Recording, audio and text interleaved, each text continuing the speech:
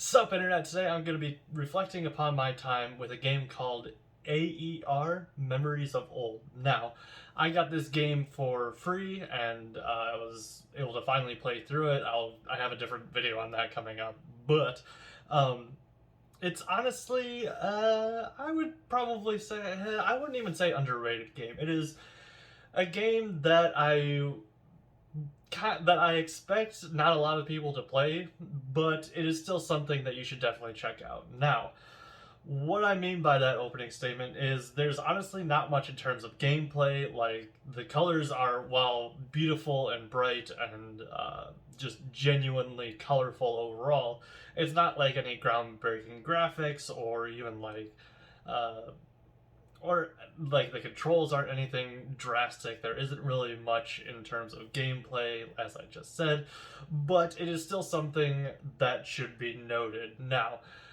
this is very much a story-driven game, and with that being said, you honestly even have to kind of find the story, because while you progress through the game, you do get little bits and pieces of the story here and there, but there's a lot of extra lore, a lot of extra stuff that you can find that explains the story a bit more than just the regular story you get. From what I've seen, like extra perspectives, like what else is going on at the time, and just kind of what else is going on in the world. And yeah, I played on PC. I guess I don't know if I mentioned that or not, but it's just the AWDS keys and the mouse, and there's one or two other keys that you need to know, and that is the whole thing.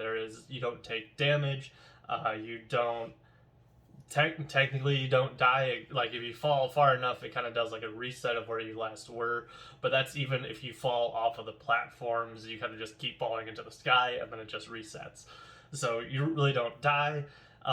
Your characters, it's all spoken in like little text boxes that come up, and overall, I cannot stress this enough. It is just something that doesn't really have a lot of gameplay, but I can still wholeheartedly recommend this game because the story, while it was kind of limited and kind of left up to your imagination, it is kind of, at least for me, it was something that really kind of provoked thought about how things are viewed, or how things are connected to the real world. I don't know if the developers had some sort of idea that they were trying to get out into the world, but it is something that made me start to reflect upon the lore, what was going on, and just kind of the story that they were trying to tell.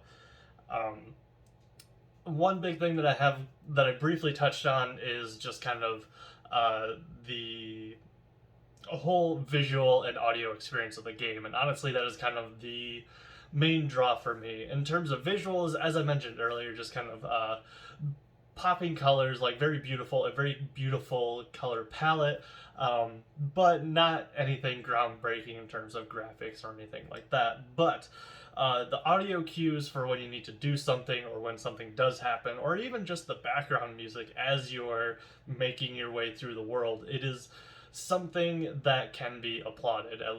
Honestly, it is something that makes this game stand out, and that whole experience probably will make me play this game again at some point. I honestly don't really know when, but for me, when I was playing through, it was honestly kind of more relaxing, as opposed to like the usual either run and gun, or the intense, or like the RPG kind of stuff where you have to kind of like process at least a little bit, like what's going on, what you should build for, what stats you should go and grind for, all that kind of stuff. There's nothing like that. It is just a fun world to just kind of peruse and casually go through.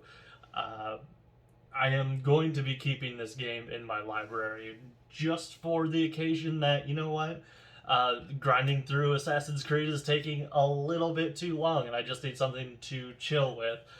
Playing the next Call of Duty is really just kind of pissing me off, and I'm kind of getting tired of the whole thing. I have this game to just kind of relax and chill and not have to worry about anything. I definitely can recommend playing this game with like noise canceling headphones, because it would definitely be a big help just for the whole experience of the game itself. Honestly, that really is about it for this video, because the game itself wasn't very long. It said about 3 hours, and I completed it in like 2.5 or so, or something like that. I do have my full gameplay uploaded on YouTube. Those have been slowly rolling out before this video. So feel free to go check those out. And if you hit the first video and you like what you see immediately, I can also recommend that you just immediately stop, hunt down this game, and try to play it for yourself. But definitely check out that gameplay.